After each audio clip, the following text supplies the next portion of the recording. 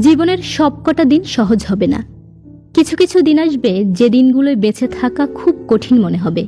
গলার কাছে এসে জমে বসবে একটা দম বন্ধকর কষ্ট।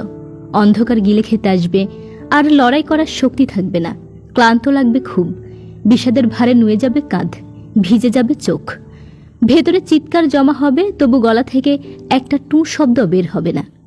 বাইরে থেকে পরিপাটি করে সাজানো মানুষটার মনের মধ্যে চলতে থাকবে তুমুল ভাঙচুর। সবটা বলে হালকা হতে পারার মতো একটা মানুষ থাকবে না। জড়িয়ে ধরে মিলিয়ে যাওয়ার মতো একটা বুক থাকবে না। পাশে বসে মাথা রাখার মতো একটা কাঁধ থাকবে না। বিছানায় শুয়ে চোখ বুঝলেই ঘুমিয়ে পড়ার মতো শান্তি থাকবে না।